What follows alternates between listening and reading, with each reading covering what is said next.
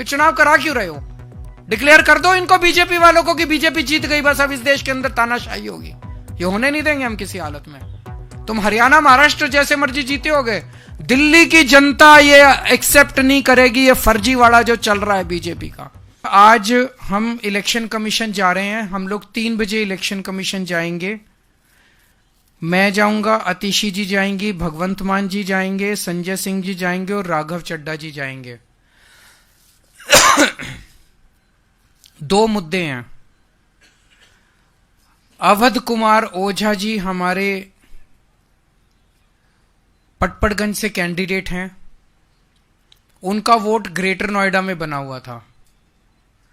उन्होंने दिल्ली में वोट बनवाने के लिए 26 दिसंबर को फॉर्म 6 भर दिया, आवेदन दे दिया। उन्हें वहां से कोई जवाब नहीं आया। किसी ने उन्होंने कहा कि चूंकि आपका ग्रेटर नोएडा में वोट बना हुआ है तो आपको फॉर्म 6 नहीं फॉर्म 8 भरना पड़ेगा ट्रांसफर के लिए। तो उन्होंने 7 जनवरी को फॉर्म 8 भर दिया। कानून के मुताबिक 7 जनवरी लास्ट डेट थी फॉर्म 8 भरने की। इलेक्शन कमीशन के मैनुअल ये कहते हैं कि आखिरी डेट ऑफ नॉमिनेशन से 10 दिन पहले तक फॉर्म 6, फॉर्म 8, फॉर्म 7 भरे जा सकते हैं। 17 जनवरी लास्ट डेट है, तो 10 दिन पहले मतलब 7 जनवरी लास्ट डेट थी। उन्होंने लास्ट डेट को फॉर्म 8 अपना भर दिया कि मेरा ग्रेटर नोएडा से दिल्ली वोट शिफ्ट करवा दिया जाए। दिल्ली के चुनाव आयोग सीईओ, इलेक्टोरल ऑफिसर जो है दिल्ली की, उन्होंने एक ऑर्डर निकाला जिसमें उन्होंने लिखा कि 7 जनवरी लास्ट डेट है।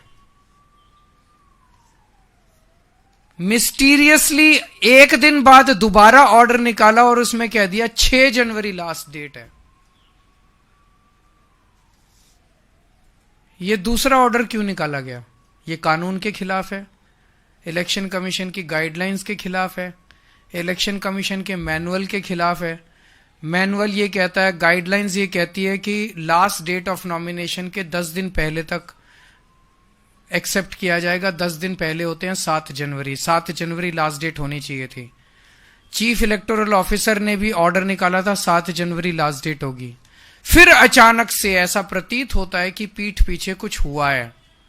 फिर अचानक से ये ऑर्डर आ जाता है कि 7 जनवरी नहीं 6 जनवरी लास्ट डेट मानी जाएगी। 24 घंटे के अंदर ऑर्डर पलट दिया जाता है। तो क्या इसे अवध ओझा को डिबार करने के लिए जानबूझ के ये ऑर्डर निकाला गया है? इसके बावजूद भी इलेक्शन कमीशन का मैनुअल है, वो ये कहता है कि अगर कोई एप्लीकेशन फॉर्म 8 की, ट्रांसफर ऑफ वोट की, लास्ट डेट के बाद भी आती है तो इलेक्शन कमीशन उसको गौर कर सकता है और स्पेशल सर्कमस्टांसेस में। हमारा तो एक कैंडिडेट के कैंडिडेचर का सवाल है। वो कैंडिडेट पटपड़गंज से चुनाव लड़ पाएगा कि नहीं लड़ पाए, इसी पे, और कोई गड़बड़ नहीं है। ग्रेटर नोएडा से इधर शिफ्ट होना है। तो आज हम चीफ इलेक्शन कमीशन से मिलेंगे और उनसे ये निवेदन करेंगे कि अवध ओझा का ट्रांसफर करवाया जाए ताकि वो अपना चुनाव नॉमिनेशन पेपर्स फाइल कर सके। और दोबारा दूसरी मुद्दा है जो अभी 2-3 दिन पहले संजय सिंह जी ने उठाया था कि नई दिल्ली विधानसभा के अंदर भारतीय जनता पार्टी के कई सारे, परवेश Verma ji, Kamal Sandesh ji, CP Joshi ji, Kamlesh Paswan ji, Pankaj Chaudhary ji, Jayprakash ji, Revati Tripura ji, BJP MLA MP from Purulia Singh Mahato, Jyotirmay Singh Mahato ji, sir कई इनके बीजेपी की एमपीज के घर से 30-30, 40-40, 20-20 वोट, नए वोट बनने के लिए एप्लीकेशंस गई हुई हैं। ये बड़ा मिस्टीरियस है। मुझे एक पत्रकार ने बताया कि उन्होंने लोकल डीएम से पूछा, local DM district electoral officer होता है, उस लोकल डीएम से पूछा कि आप इसका क्या कर रहे हैं। तो मेरे को उस पत्रकार ने बताया कि लोकल डीएम का जवाब था कि भाई साहब एमपीज के घर में माली भी होते हैं, नौकर भी होते हैं, फलाना भी, तो इसका मतलब डीएम मन बना चुका है कि इस खेल में डीएम भी शामिल है। ये लोग अपने इन घरों में, परवेश वर्मा जी इस घर में 10 साल 11 साल से रह रहे हैं, 11 साल से रह रहे हैं। 8 महीने पहले तो 11 साल से वो बिना माली के, बिना नौकर के, बिना रसोइये के, बिना उसके काम चला रहे थे। वहां तब तक 3 वोट बने हुए थे, वो 3 वोट से काम चला रहे थे। अब अचानक 15 दिन में उन्हें सारे रसोइये याद आ गए, सारे माली याद आ गए, सारी, ये क्या है? इलेक्शन कमीशन भी मिला हुआ है, बीजेपी भी मिली हुई है, सांसदों के घरों से 30-30, 40-40 वोट अगर 10 दिन 15 दिन पहले बनने चालू हो जाएंगे, और डीएम, लोकल डीएम जो है पत्रकारों को उसकी जस्टिफिकेशन देगा, तो चुनाव की प्रक्रिया में सैंक्टिटी कहां बच गई? फिर चुनाव करा क्यों रहे हो? डिक्लेयर कर दो इनको, बीजेपी वालों को, कि बीजेपी जीत गई, बस अब इस देश के अंदर तानाशाही होगी। ये होने नहीं देंगे हम किसी हालत में।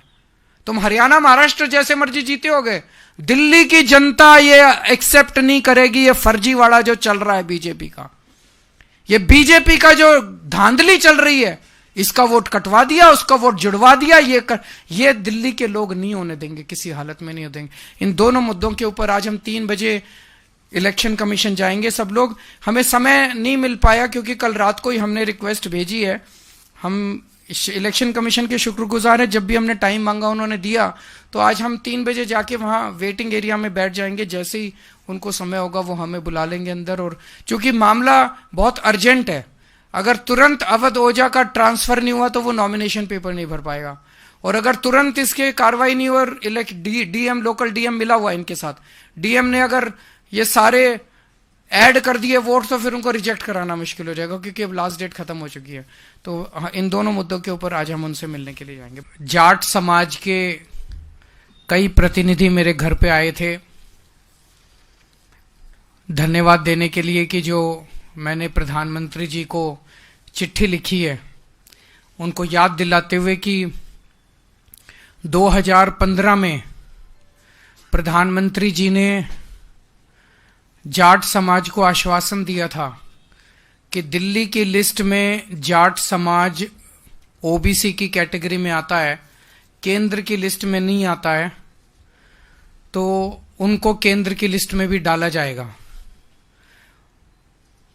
आज इस एक लाइन से आप सब इस इशू को बड़े आराम से समझ सकते हैं कि दिल्ली यूनिवर्सिटी में या दिल्ली यूनिवर्सिटी के किसी भी कॉलेज में राजस्थान के जाट समाज को रिजर्वेशन मिलता है, दिल्ली के जाट समाज को रिजर्वेशन नहीं मिलता। इससे बड़ी विसंगति और क्या हो सकता है? इससे बड़ा अन्याय और क्या हो सकता है? एम्स में, सफदरजंग में, एनडीएमसी में, डीडीए में, केंद्र सरकार के दिल्ली में स्थित सभी संस्थानों में राजस्थान के जाट समाज को रिजर्वेशन मिलता है, लेकिन दिल्ली के जाट समाज को रिजर्वेशन नहीं मिलता। इससे बड़ी विसंगति और क्या हो सकती है? इसे दूर करने के लिए पहले 2015 में प्रधानमंत्री जी ने आश्वासन दिया था जाट समाज को। उसके बाद 2017 में, 2019 में और 2022 में केंद्रीय गृह मंत्री अमित शाह जी ने आश्वासन दिया था। लेकिन ये बड़ी पीड़ा की बात है कि देश के सबसे टॉप के लीडर और नंबर 2 के लीडर दोनों ने आश्वासन दिया, लेकिन दोनों ने अपना आश्वासन पूरा नहीं किया। भारतीय जनता पार्टी वाले मेरे को खूब गालियां देते रहते हैं। मेरे उनसे निवेदन है कि गालियां को तो देते रहो, मुझे कोई दिक्कत नहीं, आप खूब गालियां दो, बस इसका जवाब दे दो कि जाट समाज का जो दिल्ली की ओबीसी लिस्ट में है उसको केंद्र की ओबीसी लिस्ट में कब डालोगे?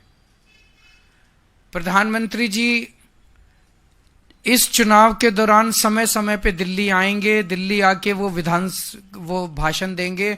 इस बात का जवाब दे दें कि जो उन्होंने 2015 में आश्वासन दिया था और जो उनके गृह मंत्री ने 2017, 2019 और 2022 में आश्वासन दिया था, वो जाट समाज को, दिल्ली के जाट समाज को केंद्र की ओबीसी लिस्ट में कब डालेंगे, ये बता दें।